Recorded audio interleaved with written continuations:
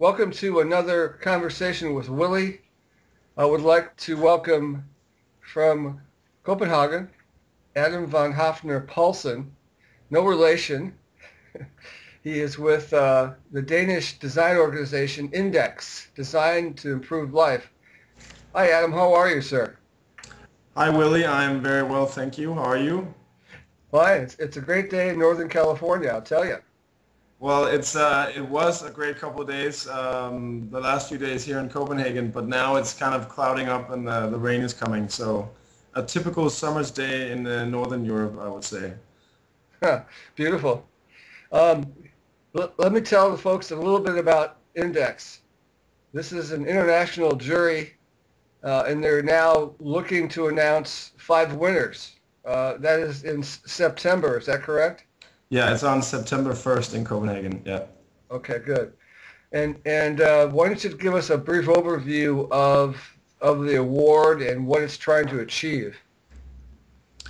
Yeah, well, first of all, the award is the biggest design award in the world because we hand out the most money. So that's kind of a way of branding ourselves. But it was the first and biggest design award in the world, only focusing on what we call design to improve life, which is design that by definition improves the lives of a vast number of people.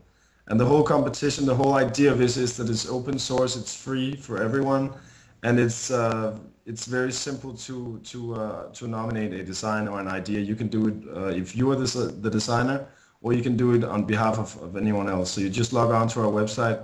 It's a biennial award, so it's once every 2 years. You log on to our website with the idea, you briefly describe it, and then you just send it off. And then so everything can be nominated. If you, by your own definition, think that this design is designed to improve life, you can upload it to our website and nominate it. And then the jury comes into play. And then we had, for 2011, we had almost 1,000 nominations, and then the jury comes in and shortlists these guys until they had 60 finalists. So it's a pretty drastic reduction, but it went from 1,000 to 60 and then to 5 ultimately. So it's and then after the award, the 60 finalists will go into an exhibition that's gonna travel the world. It starts in Copenhagen for 3 weeks, and then it goes on a world tour for 2 years, and then we do everything all over again. So it's a repeating thing, and we've been doing it since 2002, and the first award was handed out in 2005.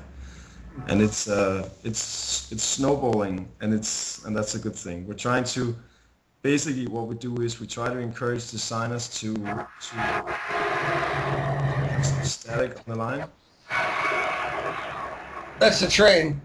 Ah, okay, yeah. Well, basically, what we're trying to do is we're trying to encourage designers to believe that they can actually do a lot more than design salt shakers and beautiful chairs and salad bowls and coffee chairs. I mean, they have some skills, these designers, and we're trying to encourage them to use these skill sets to actually make a difference in the world. There's so many problems. There's so many things are wrong, and we don't need any more coffee cups, as my boss usually says.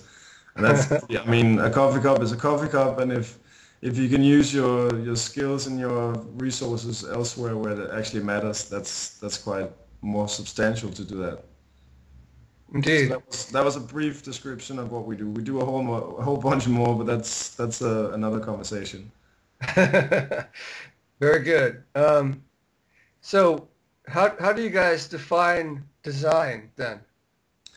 Well, actually, one of our jury members, the esteemed Professor John Heskett from Polytechnic University in Hong Kong, he defined it as the human capacity to make and shape our environments that meet our needs and give meaning to our lives. So what he basically means is that everyone is a designer. If you have a problem and you can solve it in any way, then you are designing the solution. So yeah, that's how we perceive design. Are are some of your solutions looking at the end user in new ways, not just the tool itself, but how the resource is used by the people? Yeah, definitely. I mean, when we started out almost 10 years ago, this was pretty new and no one actually knew what we were doing, and then everyone thought we were weird. What is this? And what is everything? And then, some of the products that came out were really good, but when we look back now, they actually weren't, because there were so many things that weren't thought into the process. The whole, you know, these guys should have taken a few steps further back before they started. There's so what I'm trying to say is that now that when we're in Index 4.0, this is the fourth time we're handing out the awards. It's almost 100% of all designs that are being nominated for our award is actually sustainable in some level, because it's thought into the process so early. As I mean, everything is happening so fast, but it's incomprehensible for a lot of designers to create furniture these days that's, just to take an example, that's not made out of sustainable wood or scrap wood or whatever. So it's yeah, as I said, it's snowballing, and it's going really fast in a very positive direction. So what I'm trying to say is that the sustainability from our point of view is actually a very large part of most of these designs that we see coming in. Mm-hmm. Very good. That's probably something that most of us in Northern California would take for granted. When you talk about meaning, what is sacred? What is sacred to you in terms of meaning and design? How do you incorporate the sacredness of things? Well, I think what we like in design, because obviously the designers have the skill of making something beautiful, and we're not trying to take that away, because that is always something that's going to be focused on. Aesthetics is always good, but the meaning, yeah, I think what we like to think that if you create something, this something should have a purpose in life. It should have some sort of meaning. It shouldn't be, as you said before, talking about end users. You shouldn't create something and then create a phony demand for this. You should actually only create something that's actually needed. So you should go out into the world. You should look into what do people need, and then create something, instead of creating something that you feel the world needs this, because maybe it does, but more often than not, it doesn't. So I think that's what's sacred in our book is the purpose. Oh, okay, purpose, connectedness, communities. I guess sustainability is a sense, a sacred measure, Mm-hmm. a process. Good. One of the things that I'm working with is alchemy, and I've worked up new forms of alchemy. I'm trying to displace the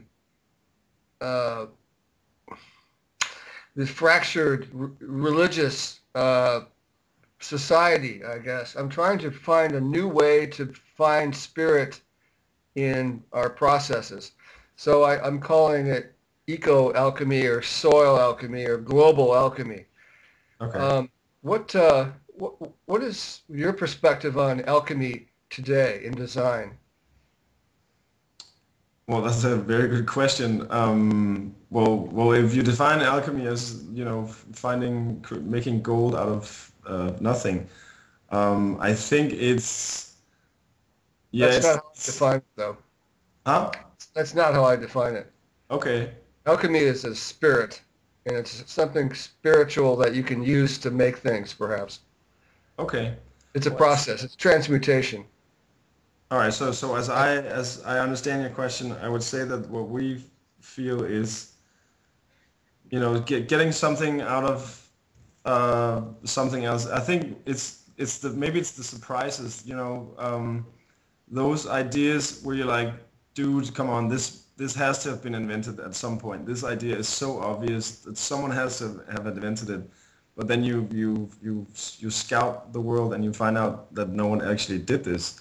And those things are, I think it's like micro lending that the developed world for so many years they gave away money, just as presents. That's what it's called you know, and now they found out that that didn't go anywhere. It's the old saying of teach a man to fish and he'll have fish for a life. If you give him a fish, he'll eat for a day. But the thing about microlending, which has just exploded in good ways and bad ways, but that's something that I think that we look upon and saying, hey, that's an amazing idea. Why didn't anyone think of this before? So I don't know if that answers your question in any ways, but the big surprises of every day. I mean, we sit in a very fortunate situation that we get to every day we get to look at, you know, 3 or 4 or 5 new ideas every day coming in, just ticking into the database, and that's really, you know, a blessing. And we're very we're very lucky to, you know, to have insight in all sorts of categories of helping people, you know, and we're just the facilitators. I mean, we don't actually design anything. We're just looking for people who did something good, and then we steer them in a way that we might be able to give them some money to further develop their ideas. I think I'm totally going off the point here, so maybe you should ask me one more question, Willie. Well, I'm waving. that's a tough question. I admit that. I'm searching for how new alchemy can help us, and it's a very new idea. So I wanted to test it, and Okay. I appreciate the struggle there because it isn't easy. The Uh, effort. Yeah, I was trying hard. that's fine. That's what this is about. I wanted to also talk a little bit with you about mythology because I know that ideas spawn new stories and innovation comes with symbols. Those are my prefaces. So are you seeing new stories or mythologies coming from these innovations? New stories, new mythologies. I mean, well, a myth would have to be something that's, you know, created over time. So, well, No, not necessarily. I've written 9 myths in the span of 4 months. okay. So, you know, I want you to turn this whole thing on its side and look at it in a new way, Yeah. if you would. Well, I maybe I can talk about some of the trends coming out of our contests. I mean, we have some. Um, Yeah, again, it depends on your definition of myth, but there's a lot of remote doctors, you know, all sorts of, it could be apps for telephones, or it could be a whole system of, I think we counted as a 1.5 billion, well, someone else, actually, we didn't count it ourselves. Someone made a study, someone made a survey concluding that I think it was 1.5 billion people in the world actually going to the hospital without going to the hospital by using these remote doctors, like talking just like you and I, so you can have an untrained or very little trained nurse at the scene of the illness, and you could have a very skilled doctor just like you and me sitting via Skype, getting the symptoms uploaded to a server and then answering back and saying this is probably wrong with this person, and that's really helping a lot of people. So Mhm. that's one of the trends. And then we have, well, yeah, I would think that's probably the best myth I can give you, if that's what you were having Well, in. you know, again, this is new work. Uh-huh.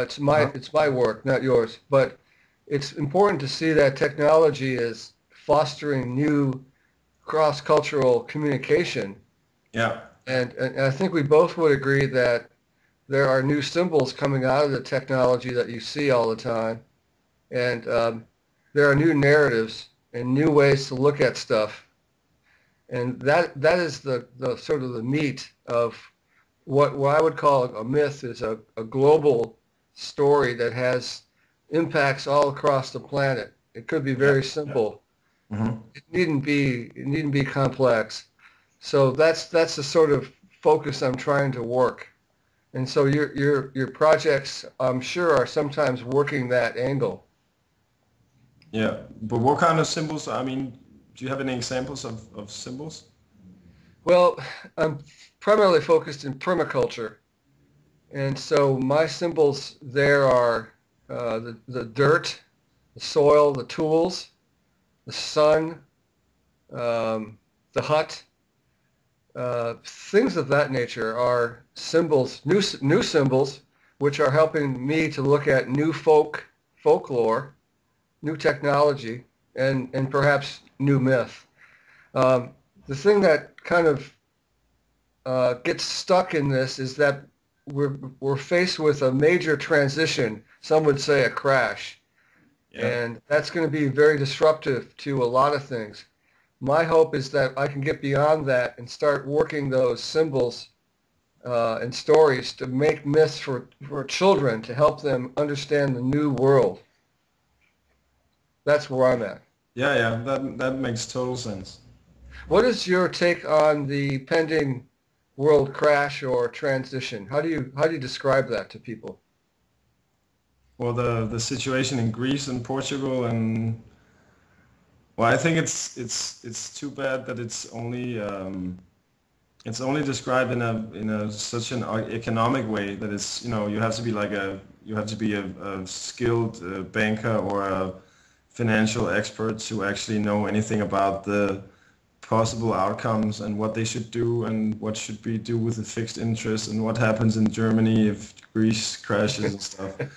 But yeah, I think it's terrible, and it's I mean, there's no way to foresee where this could go. I mean, some people say that we've only seen the tip of the iceberg concerning the world crisis, and that started back in, what was it, 2008. So it's been lasting 3 years now, and several countries are just in serious trouble. And I think it takes away focus from, you know, what we should be dealing with. I mean, instead of bitching about you know, bank CEOs getting $500 million in bonuses, you know, we should be focusing on, you know, doing something good instead of, yeah, I think basically something is off in the capitalized world, but I think it's too late to save it, so you might as well be, you know, deal with it now and see where it goes. I think there's some real crazy consequences in, you know, making the wrong decisions now. So, but again, I'm not a financial expert, and I'm really glad I'm not in these days. Well, Adam, are you actively, through Index, creating new ways to look at the world? Are you leading the effort to make a new world with Index? Well, I hope we are together. I mean, we're trying to create this this flow, as a lot of other websites are. We're trying to create a flow of news stories about designs that improve life. And so we scout the world every day. We look at your website. We look at you know, all the ones that, like Tree Hugger and Habitat, you know, Design Observer, whatever. All those great, and of course always regular newspapers. And we see what's out there, and we try to spin a positive. I had a really one of the, I'm waving again, but I just have one story. One of the winners from 2009 is a Dutch girl called Christine. She created this book about a pig and how many. It's a communications design. She visited this pig, and the pig went to the slaughterhouse, and she wanted to investigate how many products this pig actually went into, and she found out that it went into 185 different products. It's going from train brakes to ammunition to soap and whatever. And she was visiting us, and she told me that in Holland they actually have a news show on for kids that's only dealing with positive news. I think it was called something like the Happy News. And we actually we watched that, and then we decided in our little news team that we should do something in that sort, because when you open the TV these days, all you see is people getting killed and traffic accidents and people getting stabbed and war. And so I think maybe you need something, you know, something to smile at once in a while. So we're trying to find these little gems about design to improve life, and then we communicate them through our limited network. But we're trying obviously to expand, and we want everyone to know us. But it's a long process. It's a hard process, but I think we're getting somewhere, and more people seem to enjoy reading about these things. So. Okay, well, you just mentioned stories, so I guess we're on the same track. You do have stories from your. Definitely, we're very big on storytelling, and Yeah. when we from all the things we do, we try to avoid doing the classic PowerPoint presentation. Also, when we have press meetings and stuff, we want to have people come up and actually tell their story, and it gives us such a better human perspective when you actually hear stories and you hear about people affected and people helped. And yeah, so storytelling is a big part of, and we had almost 3,000 nominations since we started, so we have the biggest pile of stories just to, we can just dig one out every day that's better than the other. So yeah, we have a lot to take. Well, you're on your way to the new world and to new mythology, which is exciting to hear. Let's talk a little bit about how people come out of the competition, and do they have a success rate to make products and copyright them and to produce them? What's your success rate at that level? Well, our success rate is pretty high, and it's always it's a learning game. When we started in 2005, we just gave the money to the winners, and we actually did that in 2007 as well. And then we had some following up. All our winners, we call them every 6 months, and we have them fill out these reports. What's new in the organization? How are you scaling? Are you scaling up and down? What's your financial status? What is your branding status? And so we find out that a couple of the winners from the earlier years, they didn't spend the money quite as we maybe would have liked them to. So now we're earmarking all the money that we give people. Every winner gets approximately, I think it's 140,000 US dollars. So it's quite a substantial amount of money, and we then earmark with our jury and our CEO. They sit together with every winner, and they figure out in each case what's the best intentional way to spend the money.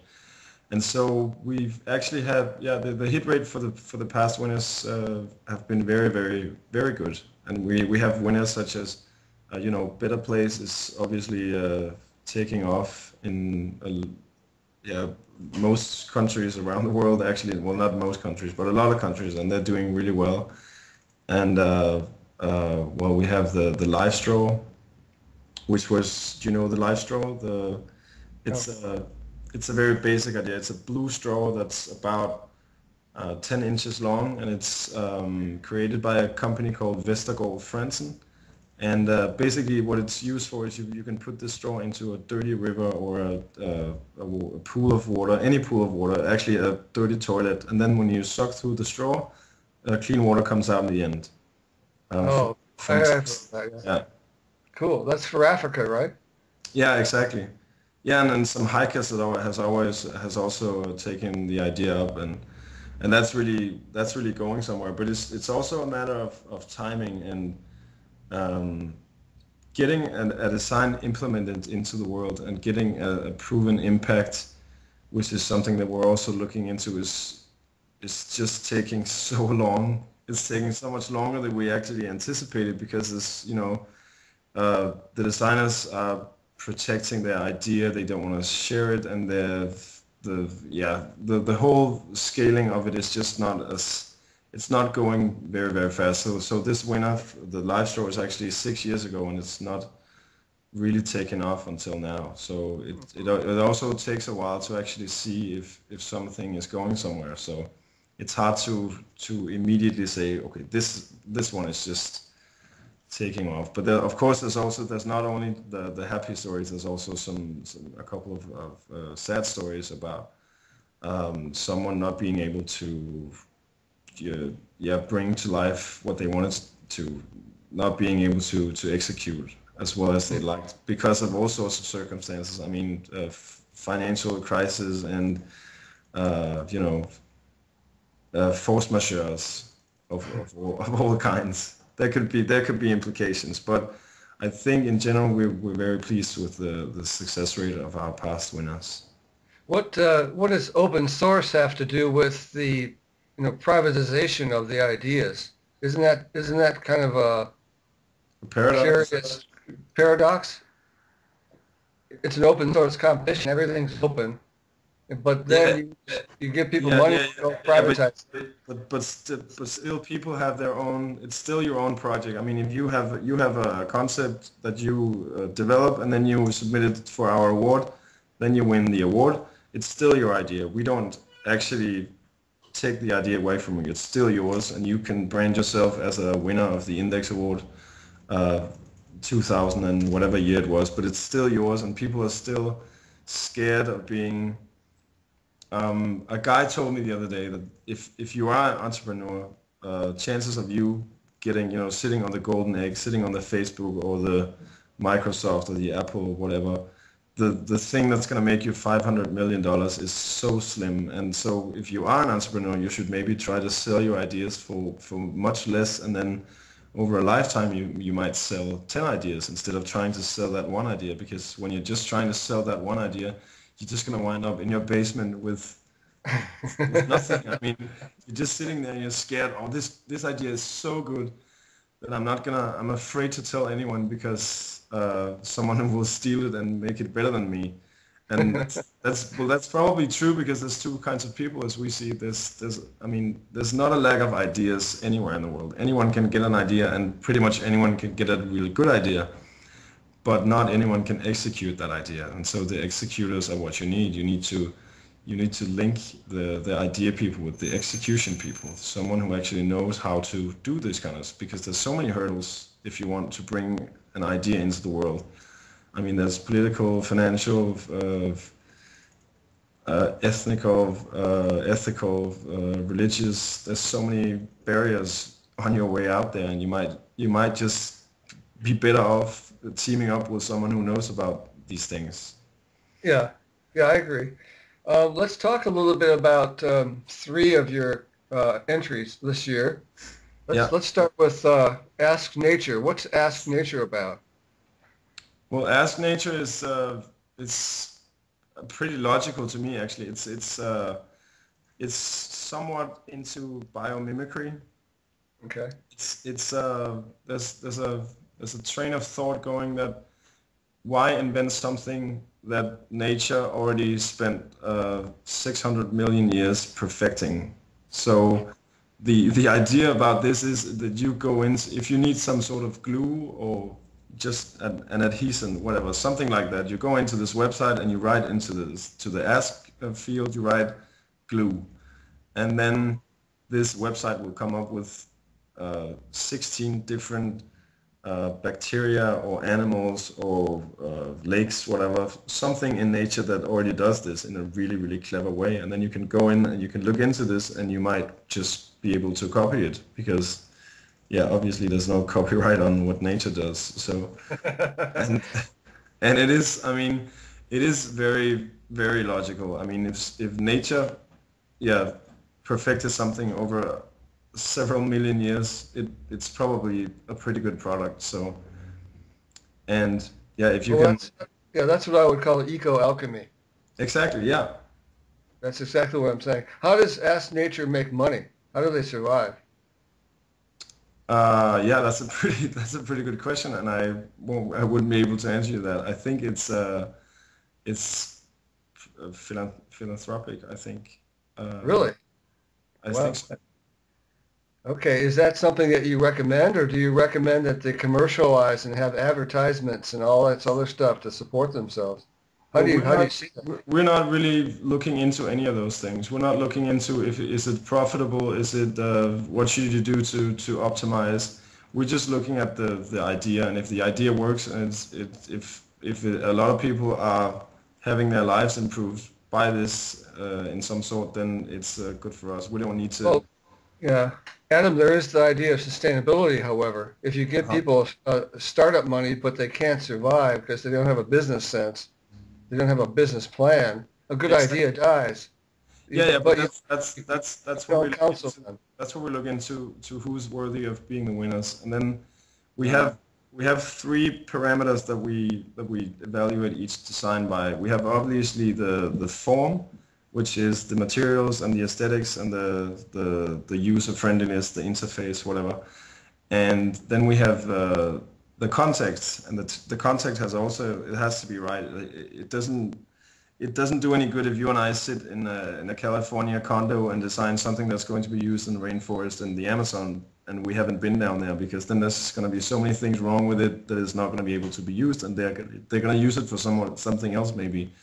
I mean, if you and I come down with a flashlight, they might use it as a hammer, because it doesn't do what it's intended to. So that's the concept, and then we have the impact, and it has to have a large impact. And it also has to have a large proven impact. So Okay. yeah, that's where we're coming from. It strikes me as a possible flaw that they don't have a business plan and a financial plan to go with those three ideas, though. We do have that actually. For the first year in 2011, we've implemented a business strategy section of the nomination. So also in order to dress our jury properly to be able to evaluate if this is a sound idea. Oh, okay. Well, that makes sense. Yeah, but it's not number one on the list of priorities. I mean, but it is there, and it is important. I give you that. Yeah. Okay. Tell us a little bit about EdHeads. Well, EdHeads is, I mean, I see you chose a few intangible designs. We have, tangible and intangibles, but it's still design though. Yeah, EdHeads is a website for primarily younger children to go in and experience what life as a surgeon, for example, could be. So they go in and they can choose. Let's say it's a surgeon. You can choose a specific type of operation that you would like to perform, and then you're guided through this operation. You can do some sort of ectomy where you extract maybe I don't know. Yeah, it's some sort of surgery, and it's very thorough, and it's a way to give younger people some sort of empathy to be able to relate to what other people do, so they are prepared for 21st century, where everything is going to be cross-cultural, cross-disciplinary. So it's good and important to know where other people are coming from.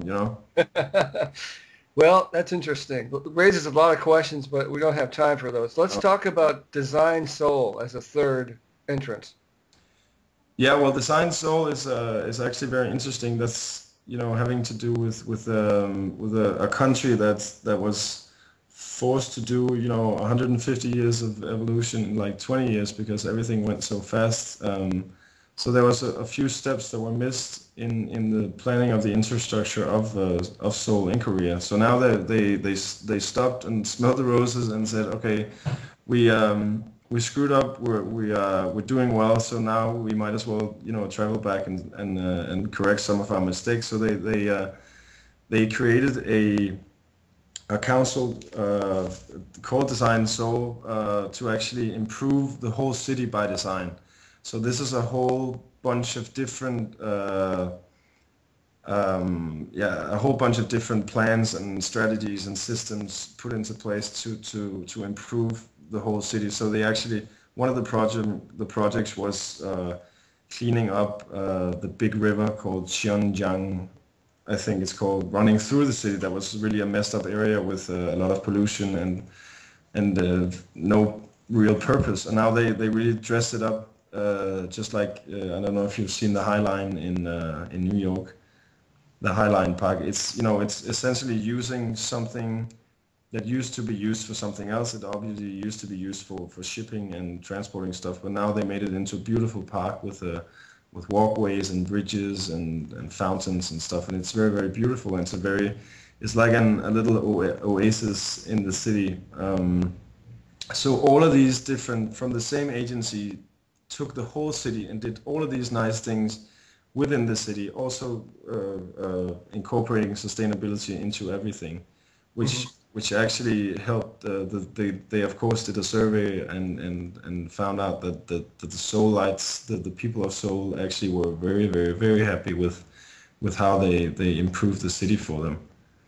I mean, it went down to small things like call centers. They've succeeded in creating a much more effective call center, where people in the old days, they had an average time of calling in that was like 90 minutes, and now it's 2 minutes, because they basically took a whole design brush over the city in all sorts of different ways, in tangible things and intangibles, and they really succeeded in improving and raising the bar for other cities. Well, that's quite a lot of support for that project. What do you know about permaculture, Adam? Not a lot, but it seems like a new buzzword, if I may be as bold as to say that. But maybe you should define for me as how you see permaculture first. Well, I'm approaching permaculture from a more theoretical or sacred perspective, not as a person digging in the dirt. But I'm taking my permaculture certificate right now in San Francisco, so I'll know more in a couple months. But I wanted to see if there were any permaculture projects in the finalist list this year.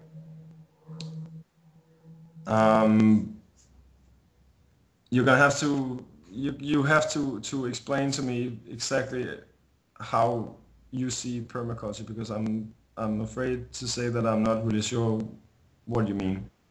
Well, I think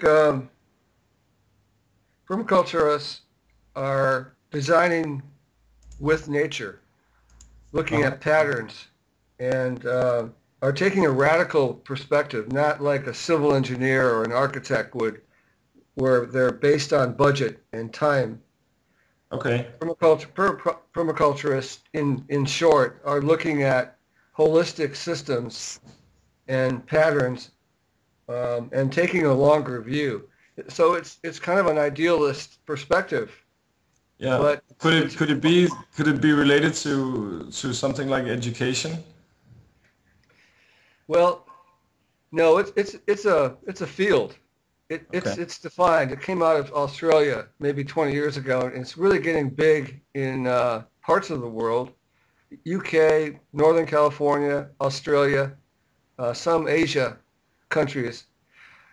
So maybe that's just sort of a heads up for you guys to look for permaculture projects. Get up to speed on. Always on the lookout for something, new. Well, if you say it's 20 years old, it's not that new, but maybe the grown interest in it is new. Indeed. Yeah. Well, I think we have one nominee, finalist called the Green School in Bali in Indonesia, which is a school incorporating all sustainable angles and also the holistic view. So basically they say that they're training, they're educating whole individuals from all the smallest things in the world to the biggest things. So everything has to be green, everything has to be sustainable, everything has to be holistically approached, everything is everything, and I think it's very healthy. You live in the woods in a school that they built themselves, and everything is reused and reusable, and it looks like a very, very nice place to go. And I think when you come out educated and with a fresh take on things. I think that's part of it. You're on track. It's a little bit more complicated than just sustainability, however.